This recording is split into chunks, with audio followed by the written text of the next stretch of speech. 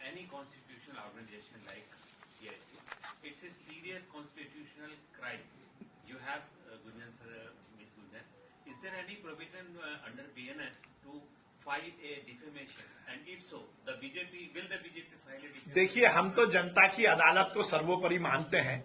उनके झूठ का जवाब जनता दे रही है, उनके फरेब का जवाब जनता दे रही है, और जनता से बड़ी कोई अदालत नहीं है, इसलिए जनता की अदालत में हम जा ही रहे हैं।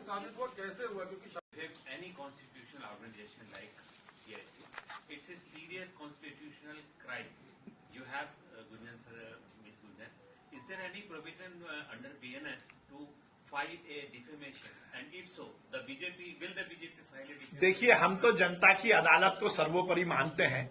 उनके झूठ का जवाब जनता दे रही है, उनके फरेब का जवाब जनता दे रही है, और जनता से बड़ी कोई अदालत नहीं है, इसलिए जनता की अदालत में हम जा ही रहे हैं।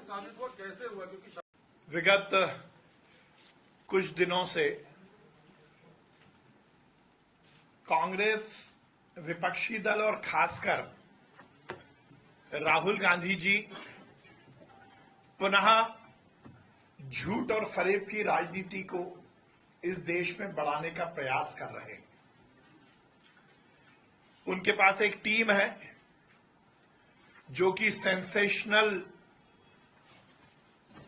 शब्द देकर इस देश के संविधान, इस देश की संवैधानिक परंपराएं, इस देश की संवैधानिक संस्थाएं और इस देश के लोकतंत्र को बदनाम करने की लगातार कोशिश करती है। वोट चोरी एक ऐसे शब्द को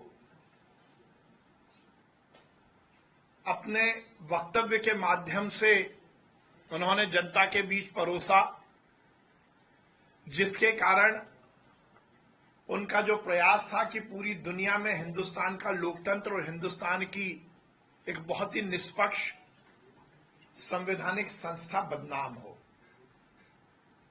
और ये काम कांग्रेस हर समय से करती आई है। 1947 के बाद, आजादी मिलने के बाद इस देश की जनता ने कांग्रेस को लंबे समय तक शासन करने का अधिकार दिया, शासन करने का आदेश दिया। पर यदि हम इतिहास के पन्नों में झांककर देखते हैं तो 1952 से लेकर लगातार जब जब नेहरू परिवार और कांग्रेस इस देश में सरकार में रही, उन्होंने गाहे बगाहे लोकतंत्र को बदनाम करने का और लोकतंत्र का दुरुपयोग करने का काम किया। 1952 में जब अंबेडकर साहब चुनाव लड़े थे और जिस प्रकार से कांग्रेस ने और नेहरू जी ने स्वयं उन्हें चुनाव हराने के लिए षड्यंत्र किया था, उनकी चुनाव में लगभग 74,333 वोटों को खारिज कराया गया था और अंबेडकर साहब केवल 14,561 वोट से हारे थे।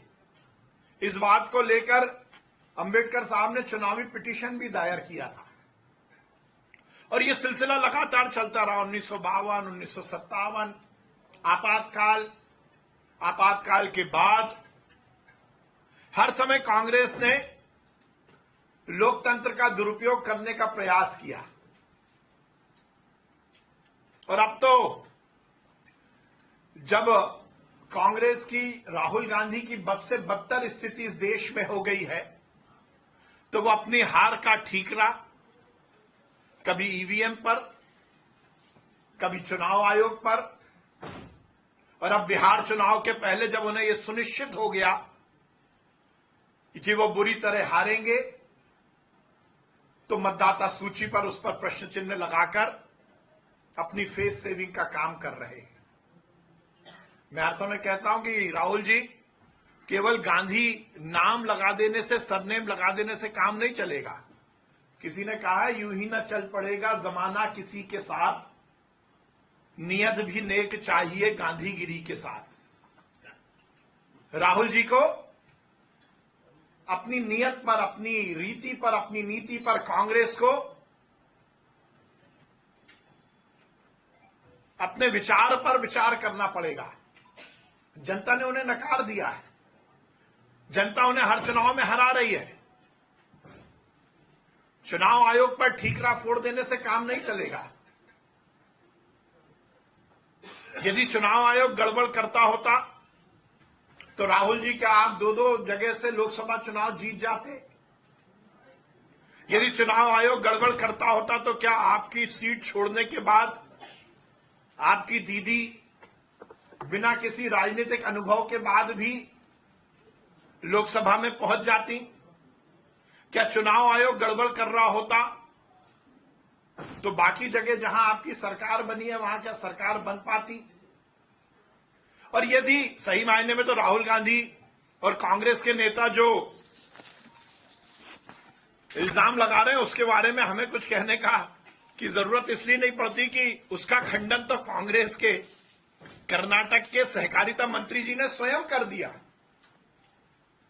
और कांग्रेस की आंतरिक लोकतंत्र की कितनी बदहाल स्थिति है, ये इस बात का जीता जागता उदाहरण है कि कांग्रेस के यदि मंत्री, कर्नाटक के मंत्री ये कहते हैं कि सही मायने में तो हमारी सरकार ने, कांग्रेस की सरकार ने वोटर लिस्ट में गड़बड़ी की, तो उनको बर्खास्त किया जाता है, उनको अपनी सफाई देने का मौका भी नहीं मिल पाता।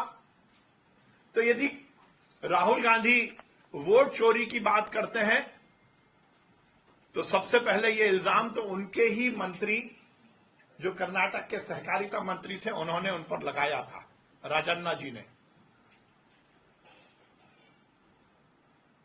मुझे लगता है कि राहुल गांधी जी और कांग्रेस के नेता केवल और केवल इस बात की सुपारी लेकर राजनीति कर रहे हैं कि उन्हें इस देश को बदनाम करना है। वो अर्बन नक्सलाइट जैसा काम कर रहे हैं। नक्सली आंदोलन का मूल यही होता है कि व्यवस्था के खिलाफ बिना किसी जानकारी के, बिना किसी तथ्य के असंतोष पैदा कराया जाए। और जिस प्रकार से राहुल गांधी जी झूठ फरेब की राजनीति कर रहे हैं, यह उसी का प्रयास है। आप लगातार चुनाव आयोग पर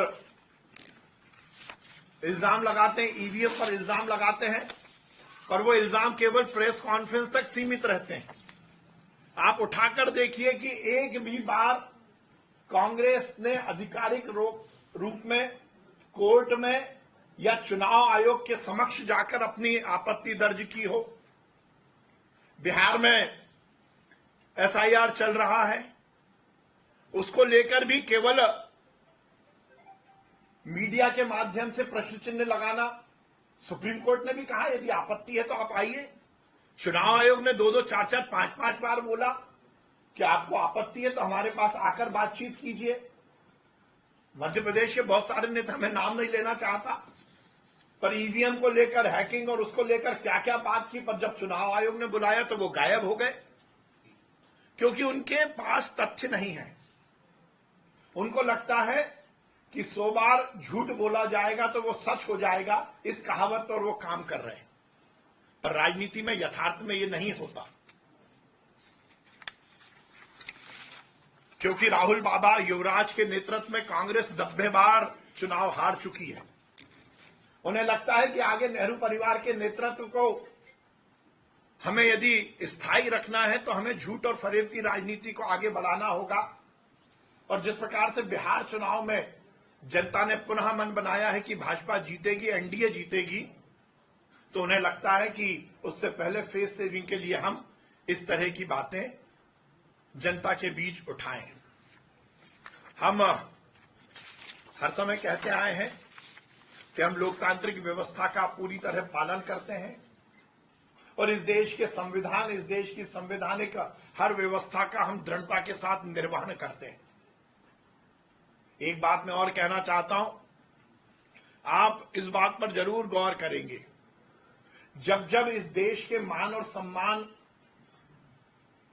का लोहा दुनिया मानती है, तब तब राहुल गांधी जी इस देश की व्यवस्थाओं पर प्रश्न चिन्ह लगाकर अंतर्राष्ट्रीय स्तर पर हिंदुस्तान को बदनाम करने की कोशिश करते हैं। यदि हमारी सेना दृढ़ता के साथ आतंकवाद के खिलाफत के लिए यदि सर्जिकल स्ट्राइक करती है, जब इस दुनिया में इस देश का नाम, हमारी सेना का नाम आगे बढ़ता है, तो राहुल गांधी उस पर प्रश्न चिन्ह लगाते हैं। यदि एयर स्ट्राइक होती है तो राहुल गांधी जी पाकिस्तान परस्ती की और चाइना की भाषा बोलते हैं। यदि ऑपरेशन सिंदूर होता है तब भी विपक्ष के नेता और कांग्रेस के नेता इस देश के मान और सम्मान को गिराने की कोशिश करते हैं।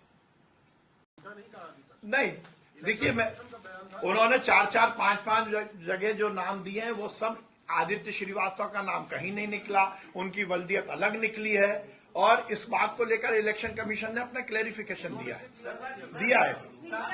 कह रहे हैं बार-बार झूठ बोलने से काम नहीं चलेगा, लेकिन बार-बार झूठ बोलना क्या बीजेपी को चिंता में डालता है?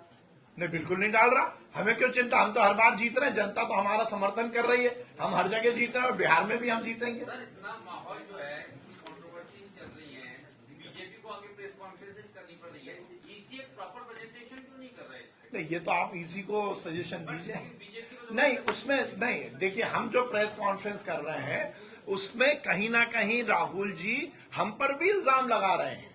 जनता ने जो हमें समर्थन दिया है उस पर प्रश्न चिन्ह लगा रहे हैं। मैं ये निवेदन ये कर रहा हूं, ये मैं कोई इलेक्शन कमीशन के प्रवक्ता के रूप में नहीं बोल रहा, मैं भारतीय जनता पार्टी के कार्यकर्ता के रूप में बोल रहा हूं, क्योंकि गाहे बगाहे वो हम पर इल्जाम लगा रहे हैं। Sir, thank you. जब 2018 में